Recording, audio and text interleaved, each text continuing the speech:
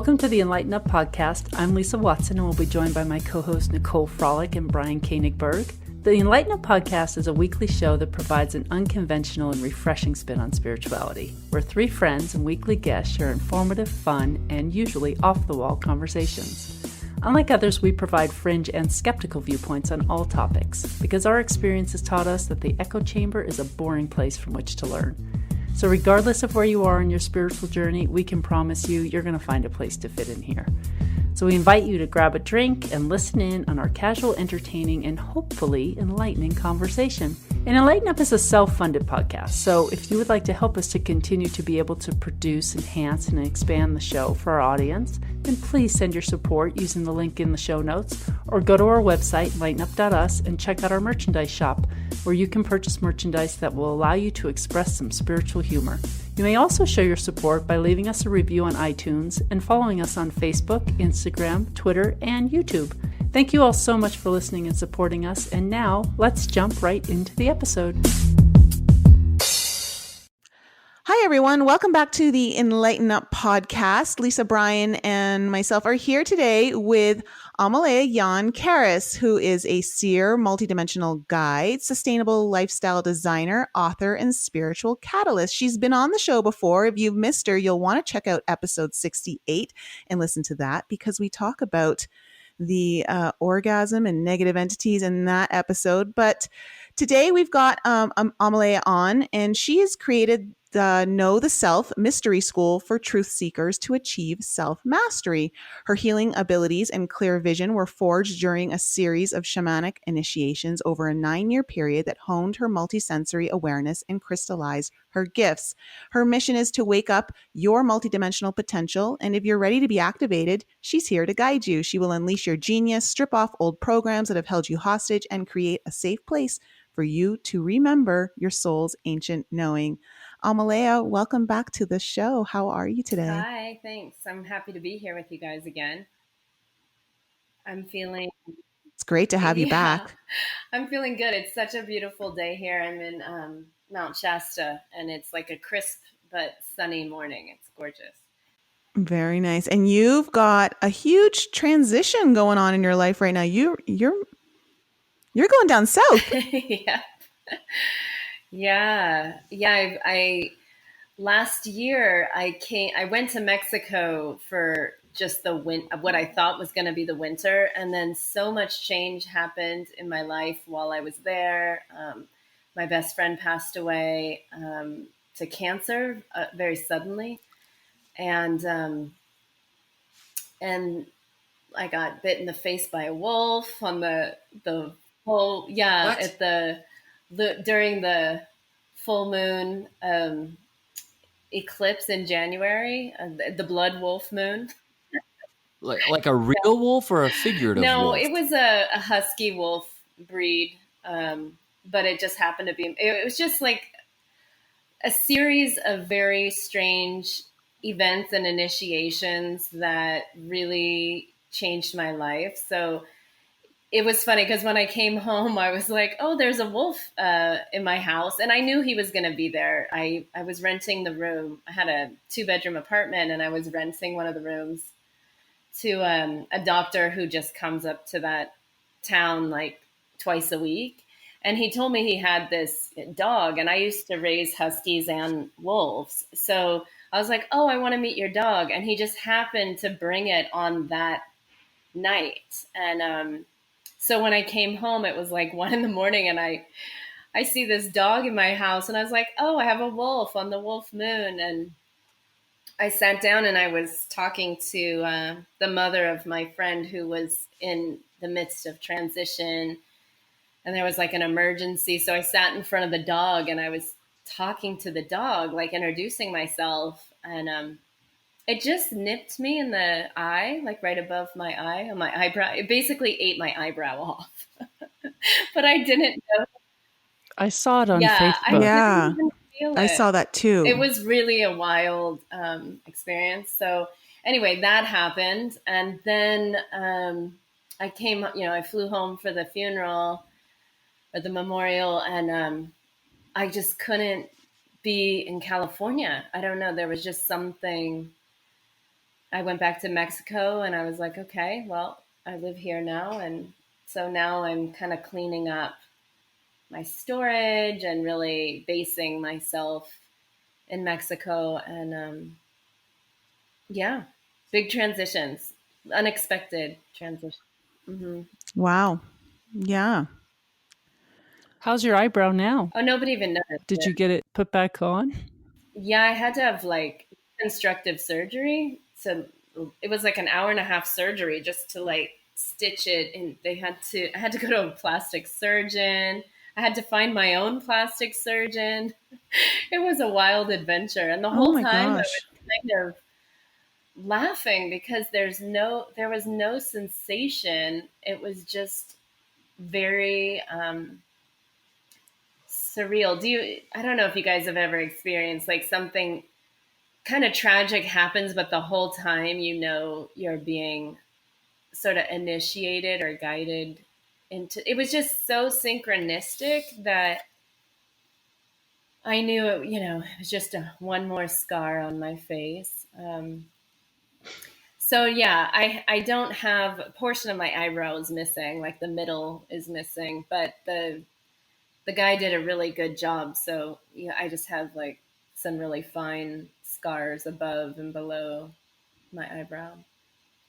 I have a scar through my eyebrow too, Oh, good. We can be twins. but from a car accident long You ago. do. It's through both eyebrows and the top of your nose. Oh, wow. Yeah, there's something about, facial wounds that really, that's our like soul point all around our face. And when we have a trauma to the face, I don't know, it's really fascinating. That's how people know you're a badass. Yeah. Well, now the title kind of sticks, but it's funny. Yeah. Well, how's your Know the Self Mystery School going? With It you is. working with all your students and all of that. Yeah, I last year right before I went to Mexico, I put my intro program as an online course. So now people can join it at any time and sort of go through the program on their own, which is not how I was running it before. For the last 3 years, I always ran it live. Live meaning it was online, but I was always teaching. And that was a huge change. And what's been really interesting is the students who've gone through the online course, they are getting activated way faster than the students that I was teaching. Oh, So something's do you? happening where it's like sped up, or the concentration of the activations are even stronger in the recordings, which is really fascinating. So Very. yeah, it's been really fascinating because I wasn't sure it was going to translate properly. I think that the way I teach is I read the energy of the people I'm sitting with, and then I give them the activation that's coming through for them.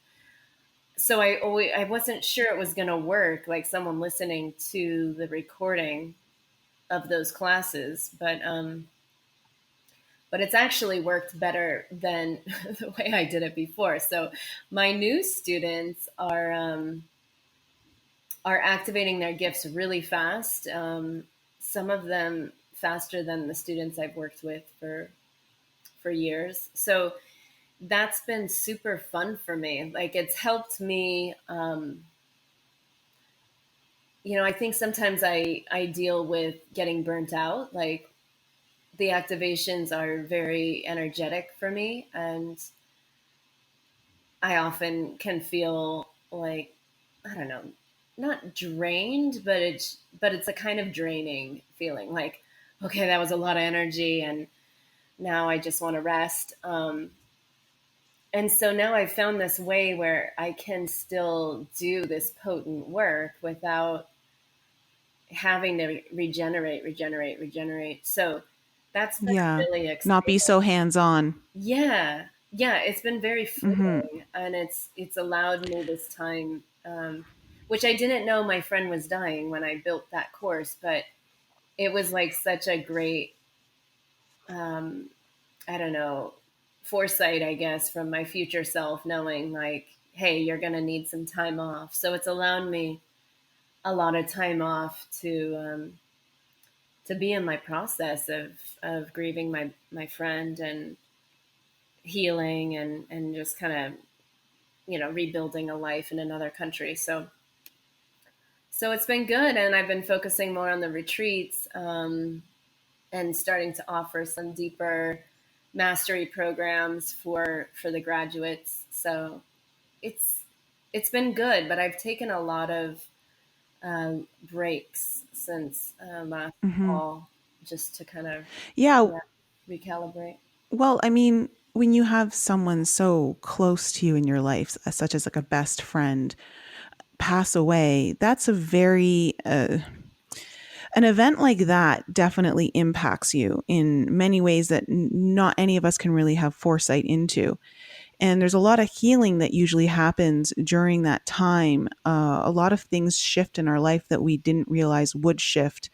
What's been kind of going on for you in your own healing process through the loss of your best friend? Yeah, she was like a soul sister to me because I think I've shared with you guys before with my family was really dysfunctional, and I've been estranged from my family pretty much since I was 17. Um, and that's been a good thing because it was a very, very toxic situation. So, her and her mother, she's raised by a single mom.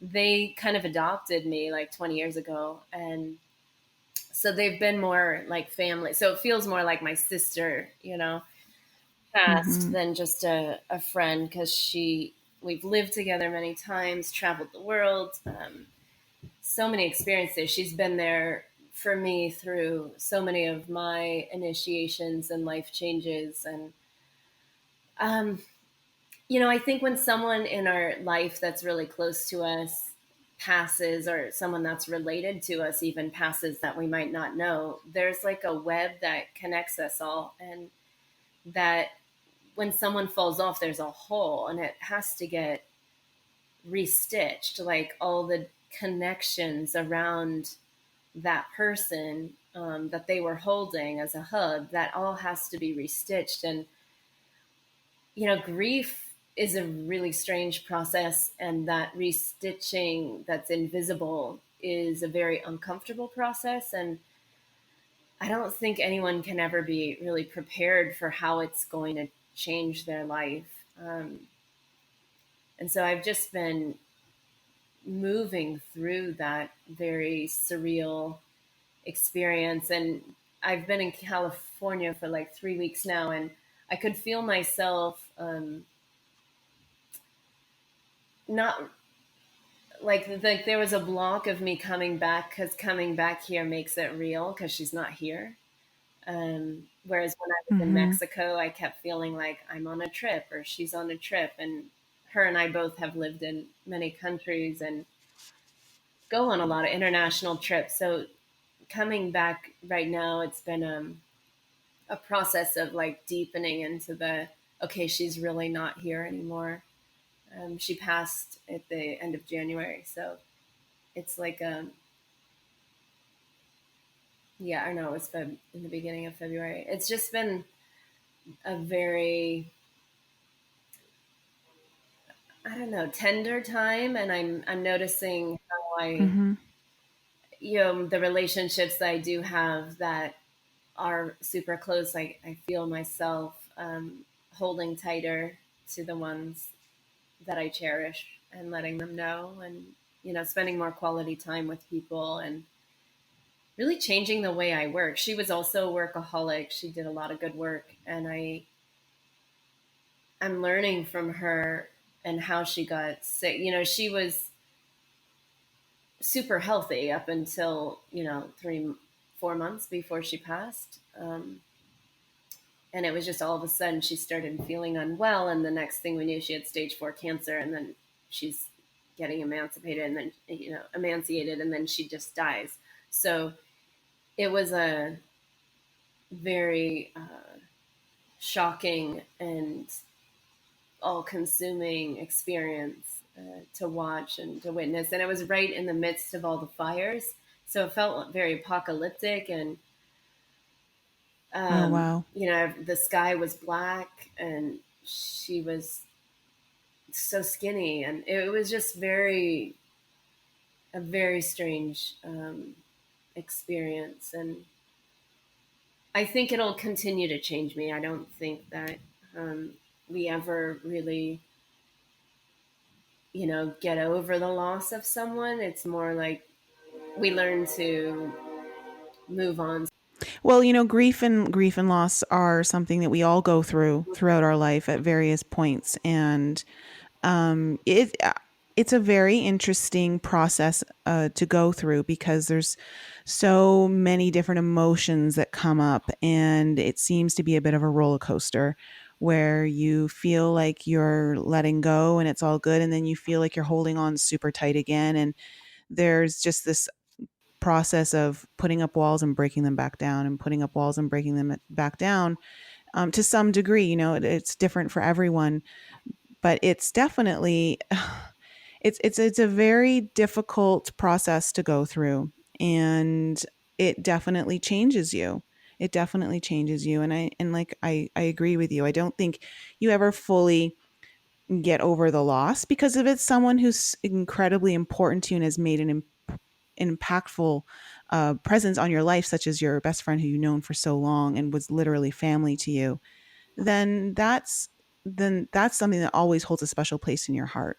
It's part of your foundation. So it's definitely a difficult and very tender process. Like you said, it's very tender on the heart to overcome that grief and loss and all of that. So I can totally understand why coming back to California brings up that reality for you. It brings up the reality of where you are right now, and how you're moving forward, and who's part of that journey and who's not. I think many of us go through that, especially through any part of our journey. And with this idea of healing and family, I know you've been going through stuff with your current like your family.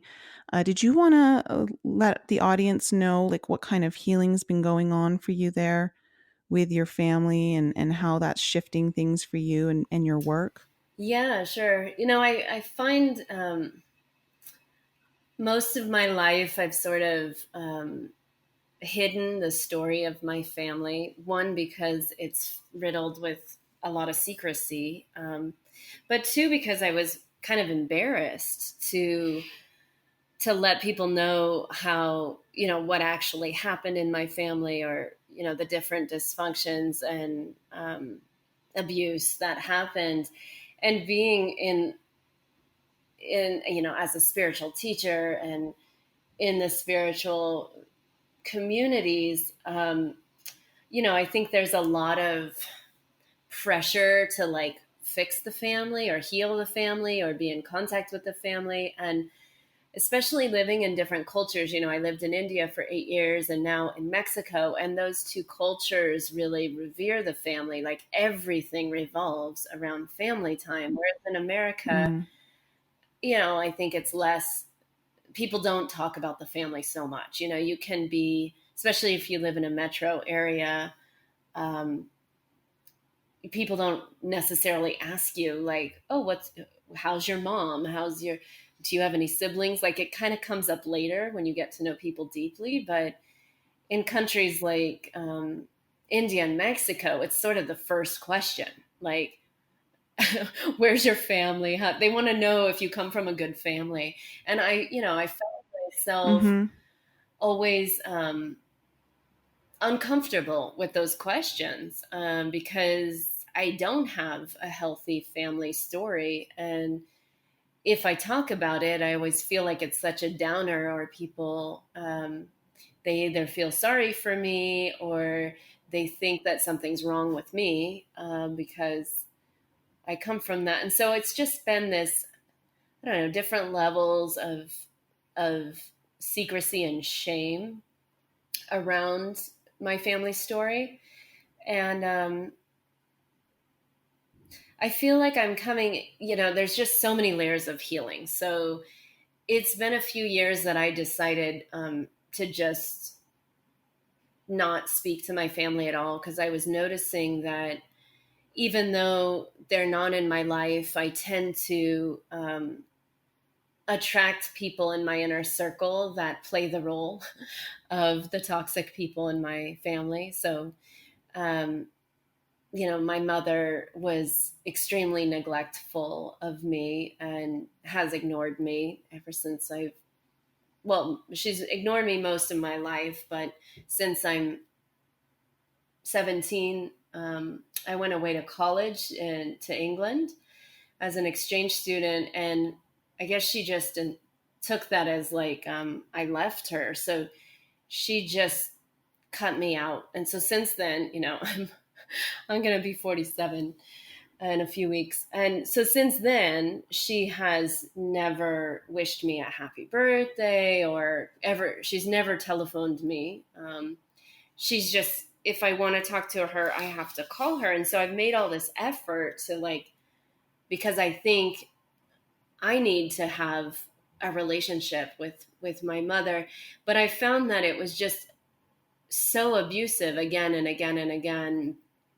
And even though, I don't know, somehow I was attracting men that would be unavailable or not able to communicate properly, or, it would just keep seeping through with other people playing out that abusive role.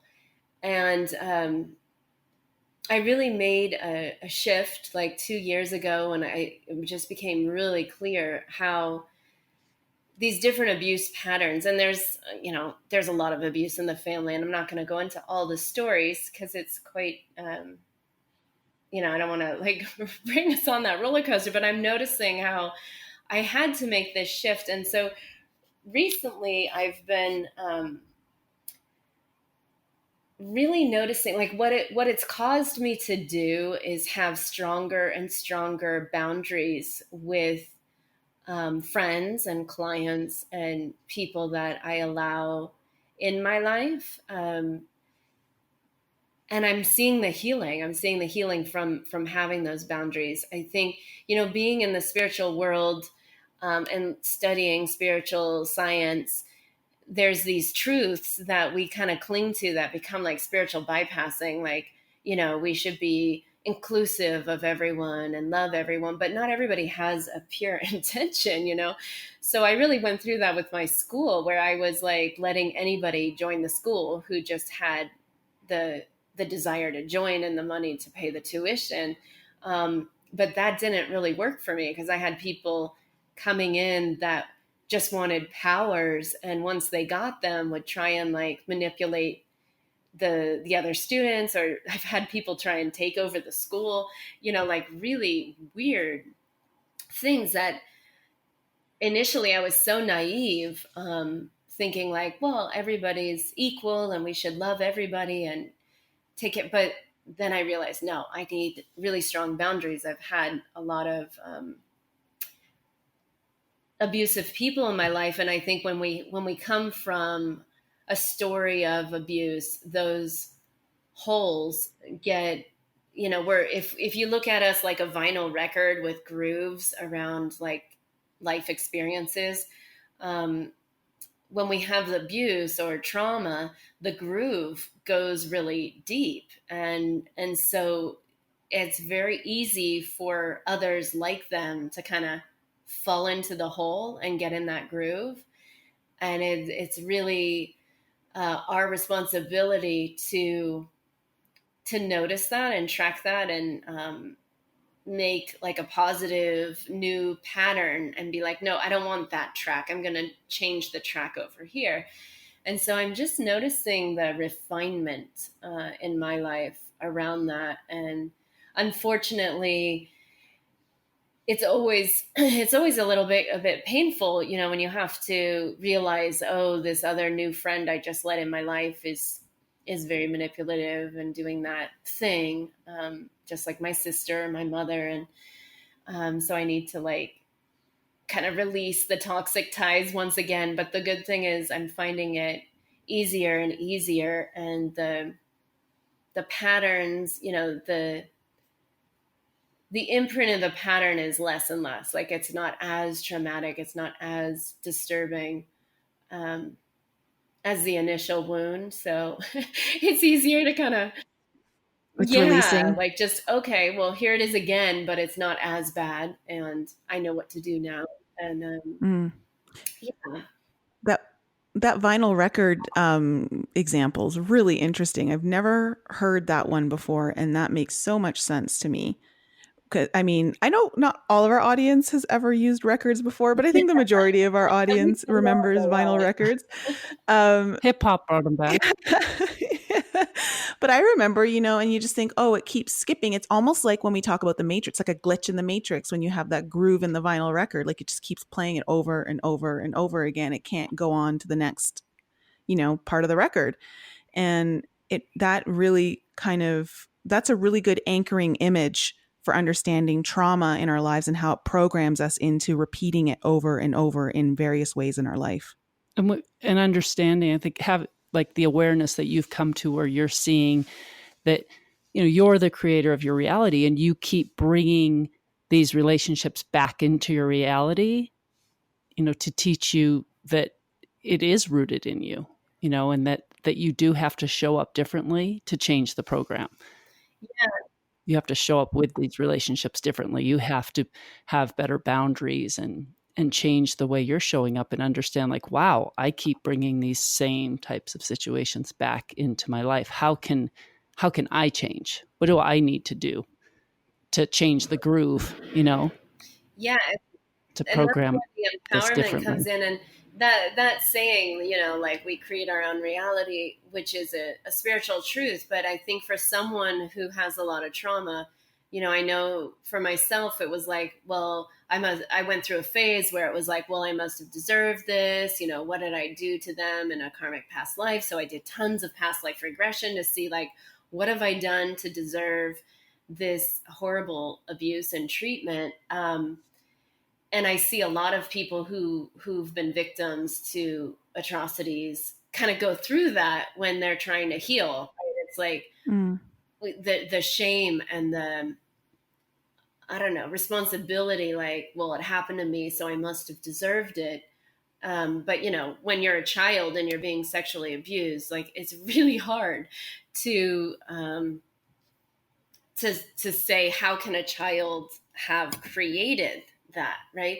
So it creates that particular belief, which I do believe is true, also can create a lot of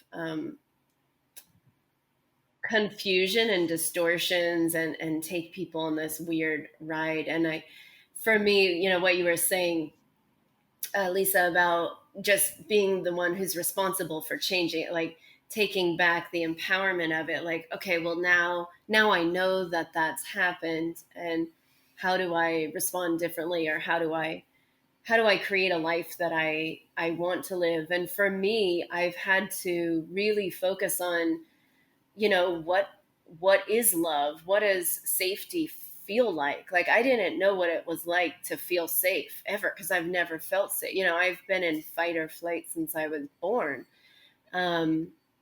There was just so much psychosis and mental illness, like, just dysfunction around me, and in the church that I grew up in, and all of that. It was so dysfunctional that I didn't know what safety felt like. Like, I've been really reprogramming myself and my cells to know safety, to know trust, to know what freedom feels like, to know what love actually feels like.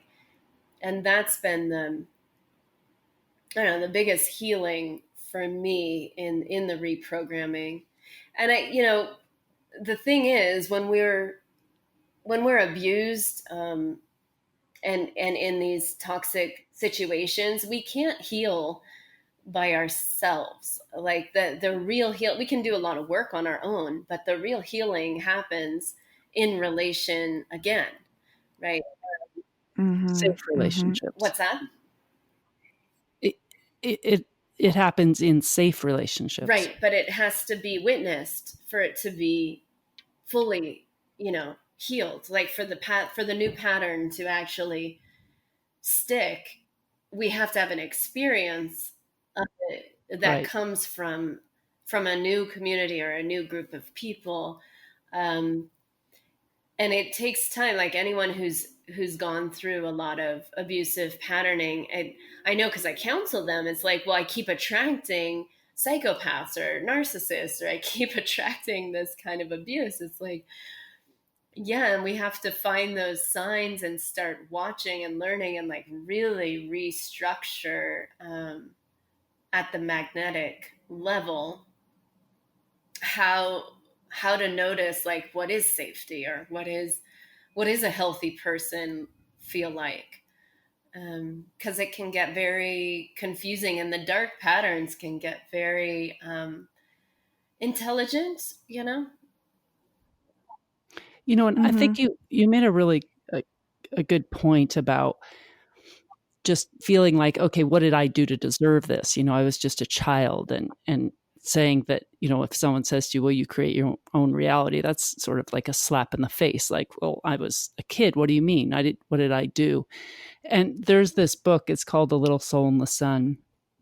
It's written by, I think, David Walsh. He wrote The Conversation with God, but it's just a children's book, but it's just I think a really great book for anyone to read who's had any sort of difficult childhood, and just understanding that why we go through some of the things that we do, why we come into this life and choose the families that we have and the parents and the experiences at such a small age, because without that, we aren't able to really fully experience the other side of it, which you're starting to see, through that healing and through your search for healing, how you're seeing the other side and how you're able to now bring people over to the other side who have had similar experiences that you've had. And that when we step back from it all, that everything is really just an experience. It's only us who decides whether that was really bad, or, to say, I didn't deserve that. Like, I'm a victim of it. And when you step back and you say, it was just an experience, like good, bad, or indifferent, it was just an experience, and detach yourself from it a little bit. I think it's like you made a great point that this whole idea of coming in and understanding our experiences and what we have, to whatever intensity they are, when we look at the yin yang symbol and traveling, trying to find that void between the polarities, we live in a world of duality, of polarities. And to know the most extreme happiness, you can't understand what that feels like truly until you understand the extreme sadness.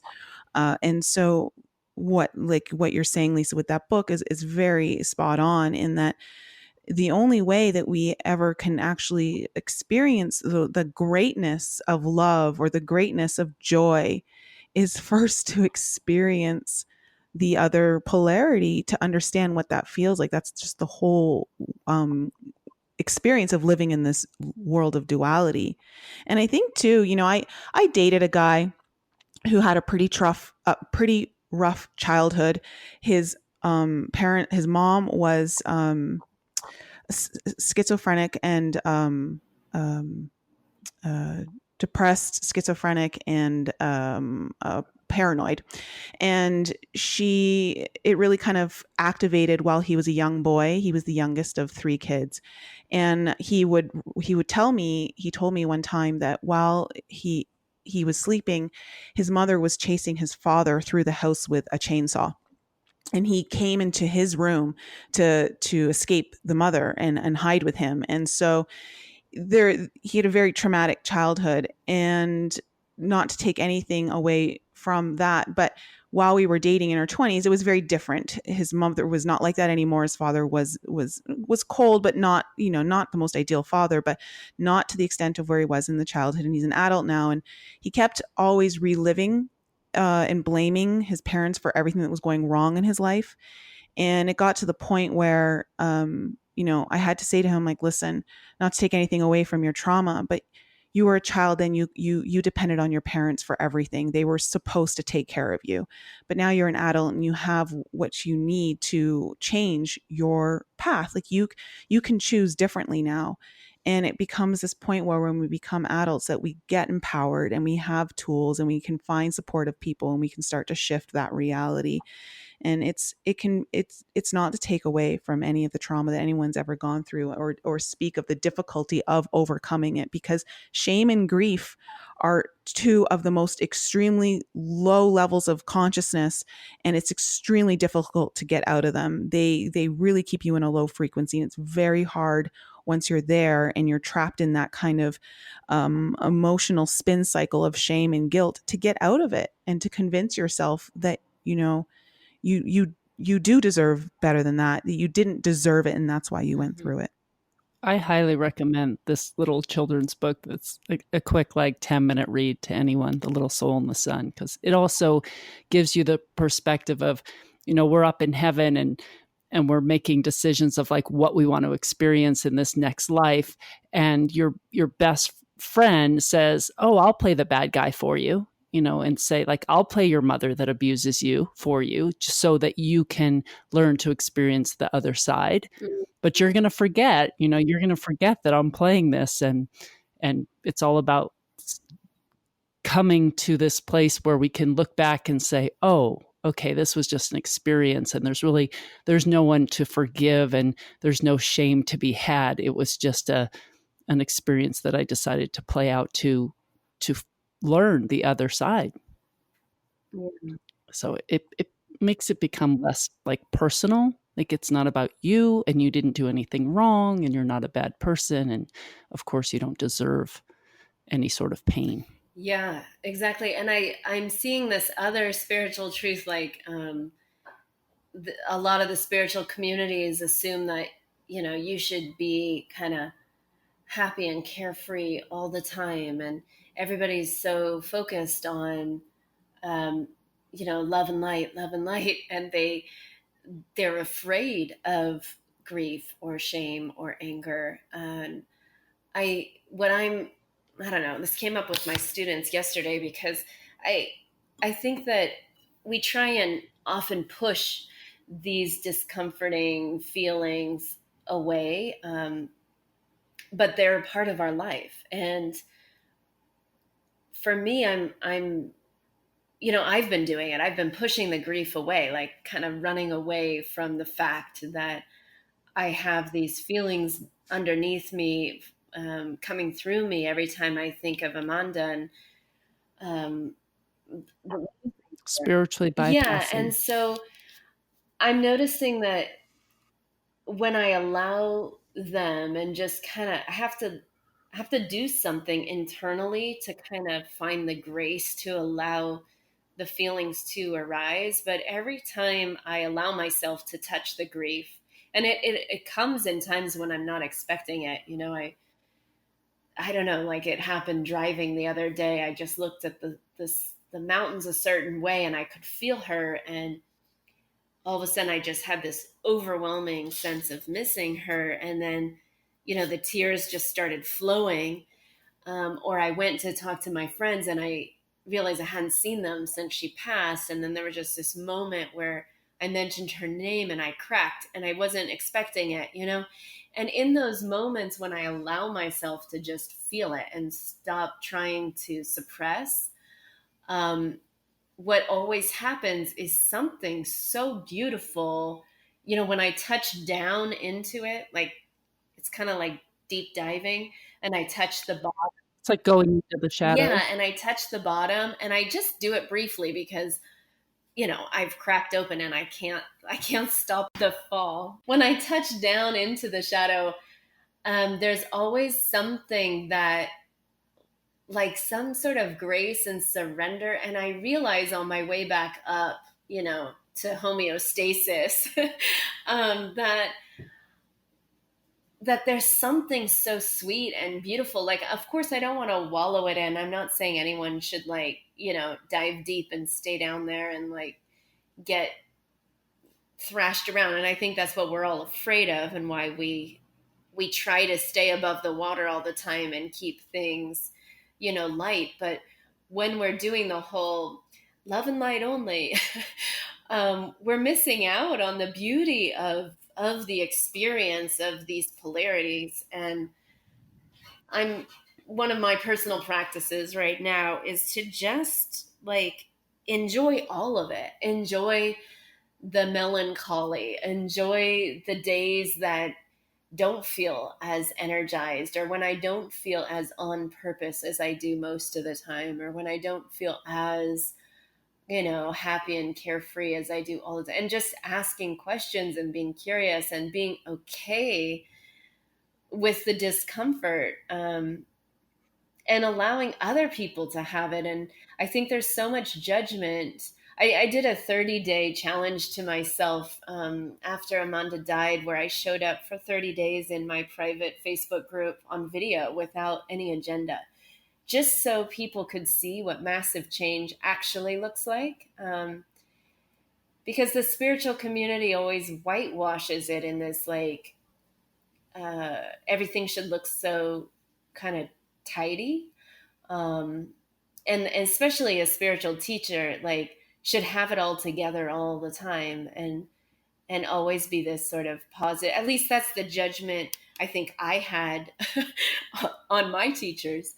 And I think that, it's kind of just somewhat how we're wired. We don't want to see other people's mess. So I did this 30-day challenge just to like expose the ups and downs of my day, and to show up. And sometimes I would cry and show my grief. And it was a really vulnerable experience for me to do that. But it helped me strengthen in my authenticity, and just like being human, being in the experience. Mm-hmm. I've been doing a lot of self deep diving work as well, and to your point, it's really important to let yourself go there without judgment, and not pretend like you can't feel these things, and just giving yourself what I've done that's worked for me is just sort of stepping outside of myself and then watching myself go there without judgment. Like, you know what? I'm going to go feel the pain. I'm going to feel the pain of my broken heart. I'm going to feel the pain of neglect and abandonment. And I'm going to let that be okay. And I'm going to, going in as like a comforter to my inner child and saying, it's okay that you feel this way. And no, you shouldn't have been treated that way. And just observing it and not judging yourself for it, because those emotions are energy that gets trapped inside of us. And if we keep spiritually bypassing it, it's just we're going to keep manifesting it in our life as another bad relationship, as another, lost job or whatever it is, until we're willing to go in there and feel it and clear it and just say, wow, this is, this wouldn't reflect in my current life if it weren't something that I'm holding down in my root. And I think it's really important to just allow yourself to let yourself feel and let it go without judgment. And as a massage therapist for all through my 20s and most of my 30s, the way we experiences it is it comes in through these feelings. So the only way it gets out is through the feeling. There's no other way around it. You don't just get to somehow have it evaporate and not be felt again. The only way we truly get the release and clear the trauma is through the feeling. And so that's why they always say that the healing is in the feeling, and allowing ourselves to go there. And at the same time, I'm totally familiar with it, Amelia. It's like, okay, how much do I want to feel right now? Like, how long do I want to spend here? Because you can get trapped in there, and you can get sucked into this vortex of pain and be afraid of are you going to get out of it? And like that's the risk of like, some of us, we go through like these depressions and things like that. And there are ways that I think we can feel what we're feeling and not necessarily go so deep that we may not come back out. There's no shame there in, taking baby steps or just going with what feels right at that time, like giving yourself time to breathe and process it and then going back in. Like you don't have to go in like a superstar and clear it all out in one go. No, but I find that it's really helpful to not be afraid of the pain, where I'm oh yeah, you can't be afraid of and it. just saying, you know what, I'm feeling this right now. And I at times being brave enough to say, I'm just going to go in. And I've gone in to where I'm just like allowing myself, I have to go like into my car and just allowing myself to scream, or I have thrown 2-year-old tantrums or scream to the point where I've become hoarse and just literally saying, I'm done with this program. I'm done with holding on to this, and I am releasing it and I'm letting it go. And but literally having to do some sort of energy release, whether it be, jumping on a trampoline or going for a run or screaming or a punching bag or like something that gets the energy moving out of you, and setting the intention that is what you're doing. I'm making the conscious choice right now to move this energy out of me with no judgment. Like, it's just, this is something that has been stuck in me and I feel it and it's time to let it go. Yeah. And having that acceptance, like you were talking about, Amelia, of like, okay, this is how I'm feeling right now. And this is where maybe I need to be. And having the acceptance of just allowing yourself to go there, but also having enough compassion for yourself to know like, okay, I can experience this in whatever way that you're going to experience it. And having the compassion there, I think, to know when you've reached some of your limits of what you can handle in that moment or time. And that's going to be different for everyone across the board. It's all dependent on how you're choosing to experience and go through your own healing process. Yeah. And so what do you think, Brian, from like a man's point of view, like women deal with their emotions so much differently than men do. I was just thinking the same thing. I wanted to hear, because I don't think guys actually feel so comfortable like we do. We just ignore it. Yeah. And it'll work itself out. I don't want to, I guess maybe ignore is the wrong word. I don't think I have conscious intention to deal with that kind of stuff. I think you guys are like, okay, I need to go and, think about this and, do a deep dive and sit with it. And for me, it just happens when it happens. If I need to deal with something, I'm going to, just sit and think about it or go on a long walk and cry. And by the time I'm done with my long walk, I'm done crying for that day and go back to my work. And, but I don't know if I've ever really sat down with the intent of healing. It's more just, it'll heal when it's going to heal. Just like a wound. You can't make it, if you get a cut, you can't make it heal faster than it's going to heal.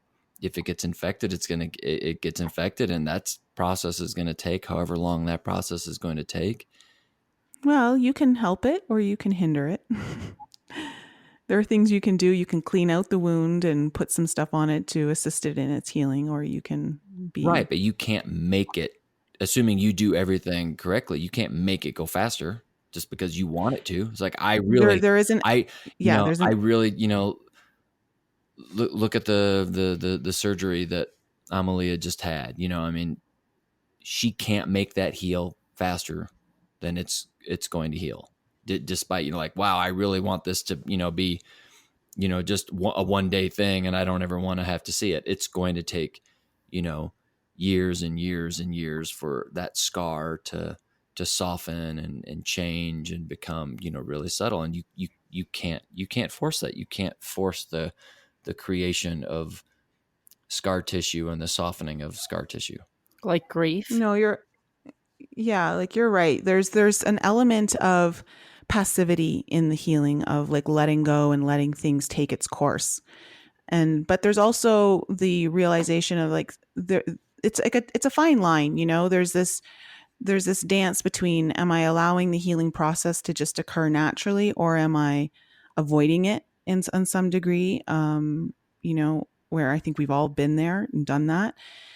So it's like a fine line. But I think, for many of us, when, like you said, Brian, when the time is right, the time is right. And and things just start to happen when that time is there for the healing to occur.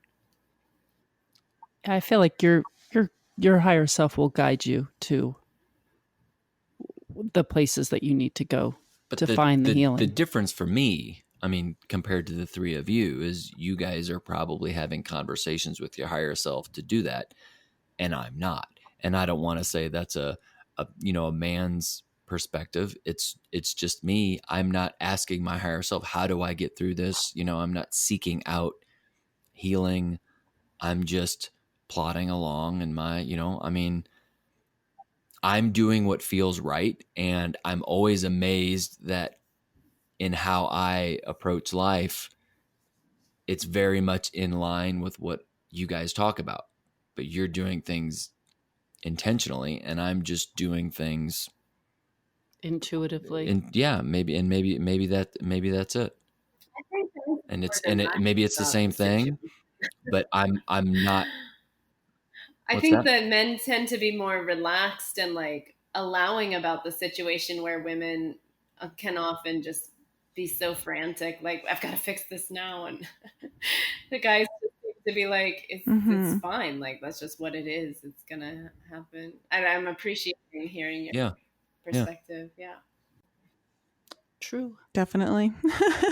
That's how Brian is. He just is very, like, takes it one moment at a time. And I feel like you don't judge yourself or anybody else for whatever it is their process is. I can't change it. I can't force anything into my life. I can't change anything in anybody else's life. And what's the point in trying? Because you can't. I think, and with that perspective, it's like what you're really doing is really going within, and you're allowing and you're surrendering to it, which I think is what a lot of people could learn to do.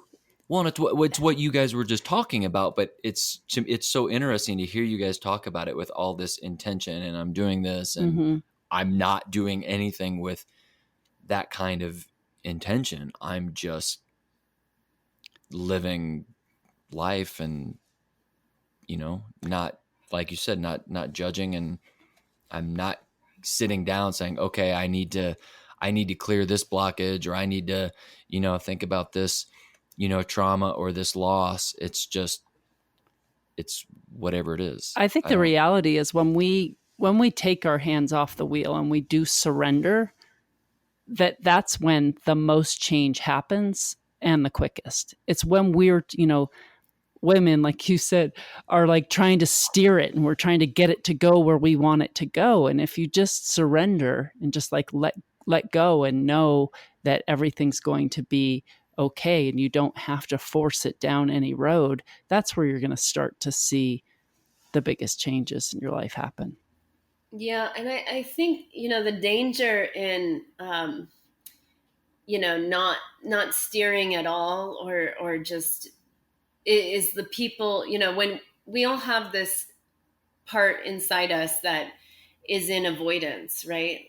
Like when we avoid what's coming up. And I think for people who've had a lot of trauma or just repress all of their feelings, then it ends up turning into cancer or some other illness. I've had my own little health scares here and there, and I'm very aware when I have them that most of the time for me, it's around repressed anger.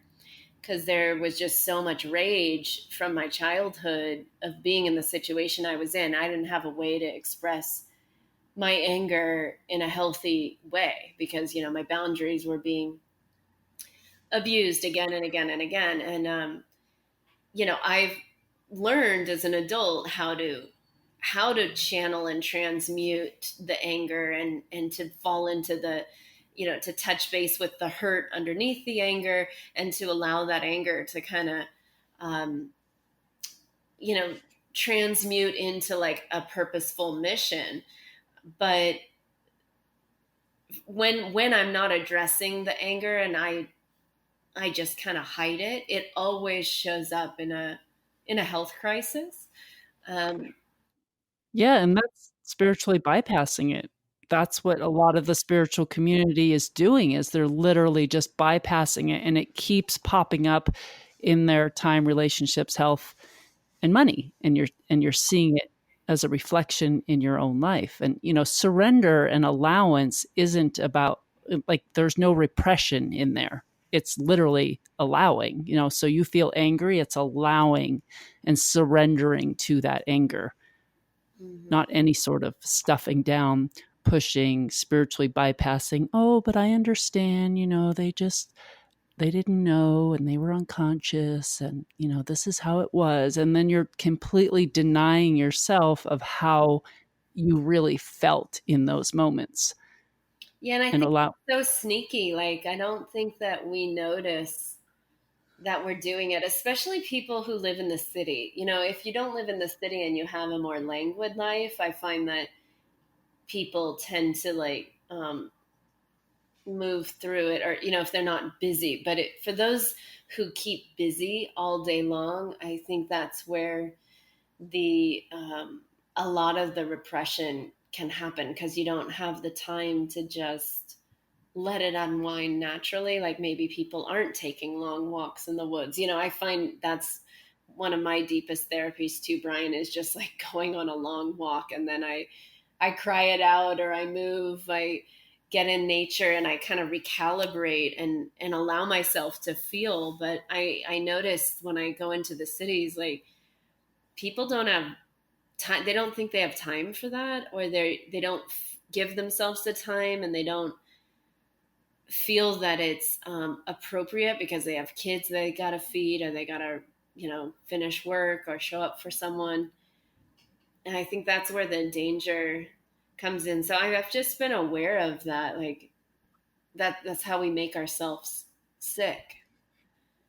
I think it's really important to have just an extreme heightened sense of awareness of what it is that we're doing. Even it's like the addictions that we have that are covering up that allowance. So whether it be, you're starting to feel something, you're triggered, and that anger is coming up in you, or that sadness is coming up in you. And instead of allowing yourself to feel it, we'll go to, like, Facebook, or, Yeah. we'll grab a drink, or we'll go smoke a cigarette, or we want a piece of chocolate, or we're going to call our friend and commiserate about, whatever it is in our life that isn't going well. And all those things are the addictions that we use to actually cover up and bypass going in and feeling what it is that we feel. And I've realized through my own self-work that if I really pay attention, like moment to moment throughout my day, of like how I'm feeling, and then what that desire is that's coming in to try to bypass me from actually feeling it, and then just stop and let there be space there and say, oh, wow, this is what I'm doing, and this is how I'm bypassing this. And I'm going, if I allow this to continue, I'm just going to keep repressing it, keep pushing it down, pushing it down, pushing it down. And it's until you really, really have to pay attention to yourself, with the thoughts that you're going in your head, the actions that you're taking, and the feelings that you're feeling, and start showing up differently in your life. Well, speaking of all of this, we've talked about this before on the podcast. This year, there's a lot of unmasking going on. There's a lot of exposing the things that we want to keep hidden about ourselves or about our past that we don't want to deal with. And we, to take this to a collective level, we're seeing this kind of come out now on the world stage where, with the Jeffrey Epstein arrest and then suicide / murder, that's been kind of going on in the news, and it's bringing up a lot of feelings. And I've had some conversations with friends or clients that are feeling that have had sexual abuse in their past, molestation, things like this.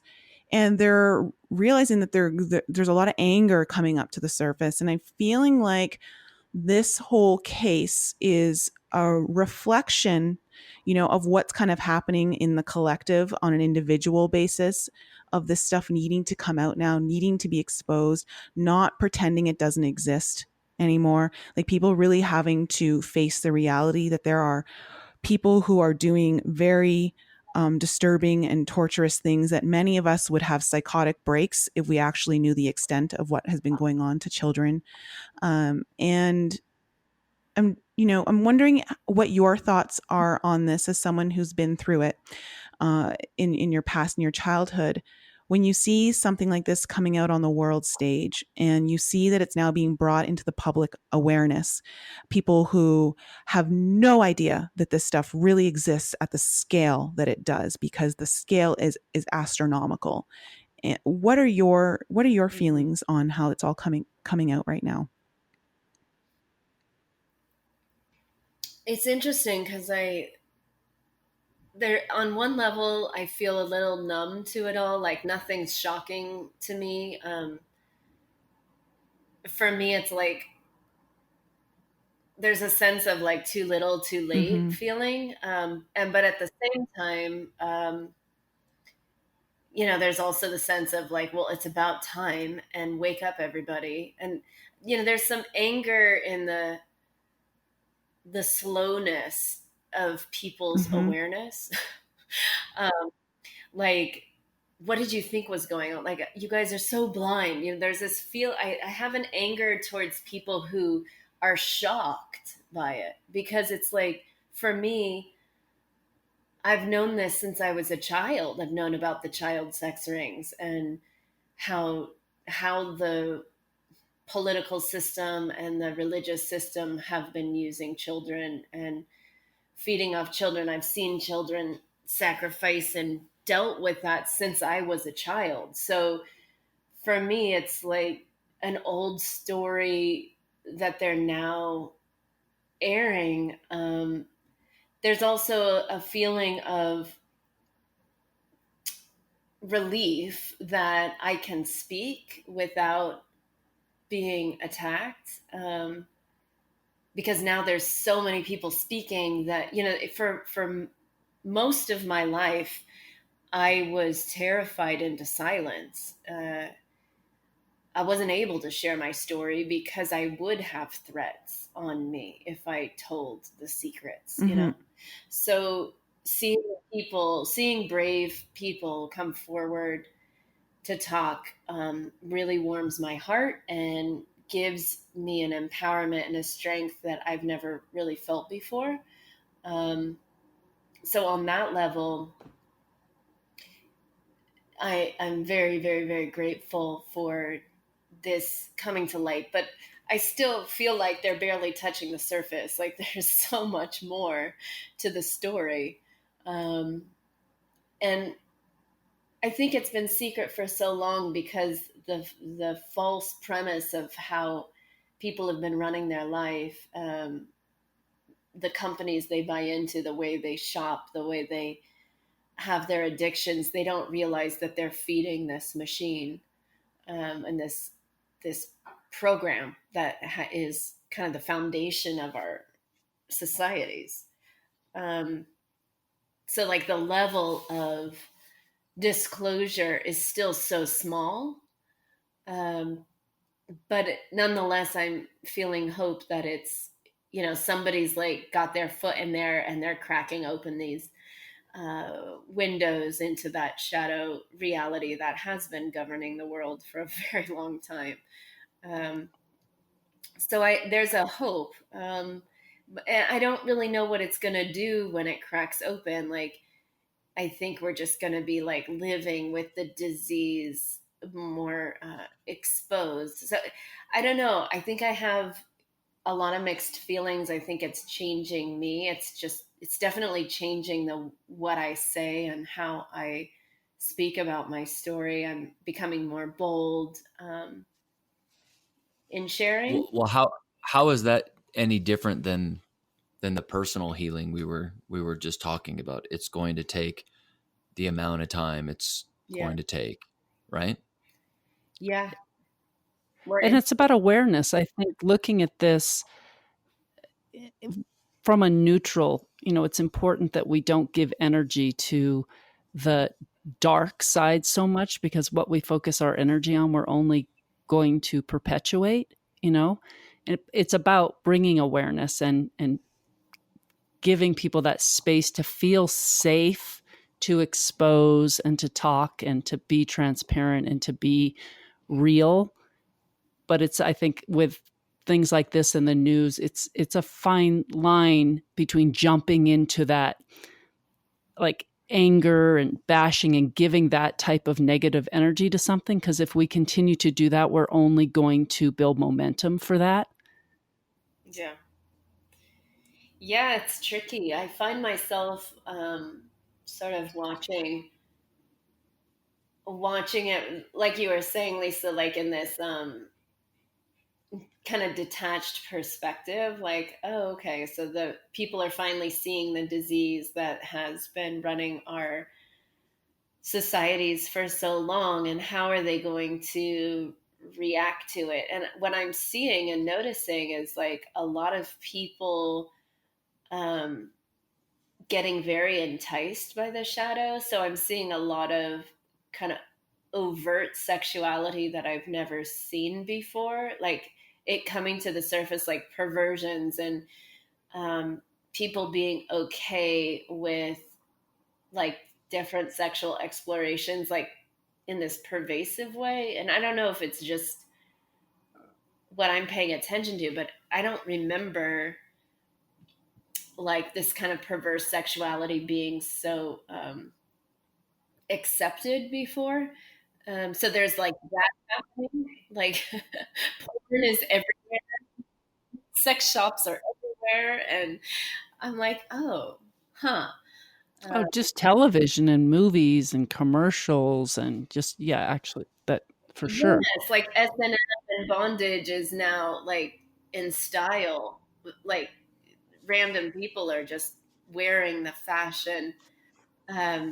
It's fascinating to me. So it's kind of this liberation, but that, we talked in the last podcast about the parasite and stuff. So I'm always tracking that, um, like how it feeds off of the disease of the sexuality, like the distortions. But I do feel like inevitably we are returning to love, and that love is grounding on the planet, and my focus is there. And how do we return to love and bring love into these situations that are so dark and twisted? But I can see individually with people that a lot of people are getting conflicted and so enticed by the darkness and feeling like a liberation around these perversions. And I think a lot of people don't even know that they were sexually abused as a child because the way we shut down our memories. But maybe it's coming out in some, perverse sexual kinks that they have. And now they're having permission to explore that, which I think is really good and positive. But now it's like I feel like the healing has begun. Like we're finally starting to see it, and now we can actually heal it because we're accepting that it's there. The pendulum has to swing the other way. We've talked about this so many times on the show in different areas and how they're playing out in the collective consciousness. And it's the same with this. It's just like the pendulum's going to swing completely the other way, and then we'll be able to come back to center. Yeah. Yeah, definitely. Yeah. there's a lot of that going on where, and I know it's very difficult sometimes for people to not get their emotions involved in these types of situations and what's kind of being brought to the surface. But it's really important to stay grounded, and it's not about putting your head in the sand and pretending it doesn't exist, but also bringing in that awareness without having to go into the darkness, like you were saying before, Lisa. Like, it's important to be aware of it and to not avoid it, but it doesn't mean that you have to go all the way into the darkness and take part in the what some might think is like the heroic action of bashing, say, one side over the other, because you're sticking up for the side of good, or the side of love, or however anyone wants to say it. But how we behave, and how we choose to heal from this and move through it, and move beyond it, says a lot about, I think, how fast we'll be able to go through it. And there's a lot of extra healing that can be needed, more trauma created, if we engage in the very thing that we're trying to heal. You know what I'm saying? Yeah, it's like an anti-war rally. You're only bringing more energy to war. If you're going to be out there rallying, you need to be rallying for peace. So yeah, exactly. So, and it's difficult, but it's definitely, with everything that's kind of coming out, I just see it as it's needed. And I can completely understand, Amelia, how it can be very frustrating for someone who's been through it and seen it before their eyes, lived through it, to look at people and say, how do you not know? How do you not see it? It's right under your nose. And the reality is, it is under your nose, but we're so programmed to not be aware. So many of us are programmed not to be aware. And I think this is the thing that's starting to wake people up, and which is a very good thing. And but it's just interesting, because I see that so many of us go through our own individual healing, but you can see it reflected in the collective, as well as how the collective is going through it on a macro level, as opposed to the micro level within ourselves. It's interesting. So, Amelia, yeah. Well, thanks so much for coming on the show and sharing all of that with us. It's what you're going through is a very tender healing journey, so we appreciate you sharing that side with us, and also the wisdom that comes with that. And a lot of well wishes and success to the next part of your journey in Mexico. I'm actually taking a group of people to India. I haven't been back in India in 5 years. I used to live there. I think I've shared before, for 8 years. So I'm taking a group to India in November to do some past life memory and kind of explore the ancient sites. And there's some ET ruins there that are really mind-blowing experiences, and we're going to be on a wildlife reserve. It's really exciting. So for you guys or anyone else who wants to come, Very cool. That's still open. So it's open. More people could come. It's happening. Great. And so people can go to knowtheself.com/India. Will take you straight to the retreat page. And anyone who's been interested in going to India, but maybe has been scared, we have the resort there that we're staying at. I actually built with my own hands. I planted the garden. It's all organic food. It's a really, really beautiful, luxurious place to be that most people in India don't even know about. And it's very exclusive and very powerful. And it's in Hampi, India, which is like right at the south in the center. It's a UNESCO World Heritage Site, but a lot of people don't know about it. It was the Vijayanagar Empire. There's wild leopards and bears and crocodiles and otters and bird sanctuary, and we're going to be on safari, and it's really exciting. It's not like the India most people think about. It's like the old, ancient, royal luxury that you imagine India once was. It still exists in this place. So That sounds so exciting. Yeah, it sounds completely different than what we are usually shown or told about India. So for any of our listeners who would like to join Amelia or get more information, please head on over to her website, knowtheself.com/India. And if there's anything else that you need to find out about her, all that information's on her website. Amelia, thanks so much for coming on the show, and many wishes of success to you on your journey. Thank you all for joining our show. We appreciate you tuning in and supporting us. If any of you have any questions you would like answered on the show, or any guests that you would like to hear on our show, please email that information to us at info@enlightenup.us, or send us a voice message using the Anchor app. There's a super cool feature on there that allows you to send us a message or ask us a question with a touch of a button right from the app. And please continue to support us by following us on Facebook, Instagram, Twitter, and YouTube. And if you haven't checked out Nicole's channel on YouTube yet, head on over there for some more insight from her, or you can visit her website, inflexibleme.com, where you can book a personal coaching session or a tarot reading, watch some of her most informative videos, or you can sign up for her newsletter. And if you're interested in some light language healing, head to my YouTube channel, Lisa Loves Love, or send me an email to lisa@lisaloveslove.com to inquire about your own personal reading. Thank you again for joining us and supporting us, and we'll be back with you all next week.